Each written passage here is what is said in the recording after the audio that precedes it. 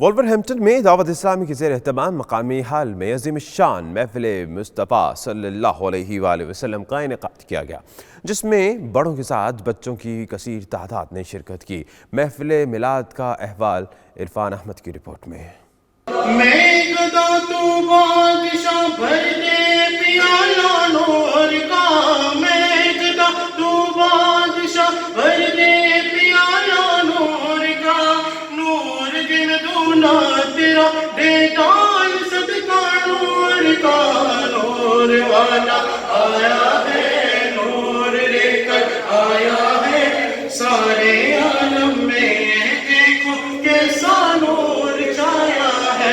وولورہمپٹن میں دعوت اسلامی کے زیر اہتمام مقامی ہال میں عظیم الشان محفل کا انعقاد کیا گیا، جس میں نگران اعلیٰ مڈ لینڈ سید فضیل رضا اتاری افتخار اتاری نے بطور مہمان خصوصی شرکت کی، جبکہ مقامی نوجوانوں، بزرگوں اور بچوں نے بھی شرکت کی۔ محفل کا مقصد وولورہمپٹن اور گرد و نواح کے نوجوانوں اور بچوں کو دین اسلام کے بارے میں آگاہی دینا تھا۔ محفل کا انعقاد تلاوت کلام پاک سے کیا گیا اور نبی کریم صلی اللہ علیہ وآلہ وسلم کی شان میں گلہائے عقیدت پیش کیے گئے۔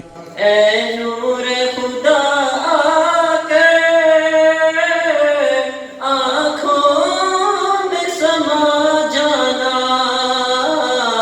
یا در پہ بلا لینا، یا خواب میں آ جانا۔ نوجوانوں کے لیے افتخار احمد اتاری نے بڑے خوبصورت انداز میں انگریزی خطاب کیا، جس پر انہوں نے خوب داد وصول کی۔ ان کا کہنا تھا کہ ان کو اس بات کی بہت خوشی ہے کہ نوجوان اور بچے پاک محفلوں کا رخ کرتے ہیں۔ آج کی محفل حضرت محمد صلی اللہ علیہ وآلہ وسلم کے اخلاق پر روشنی ڈالنے کے لیے منعقد کی گئی تھی۔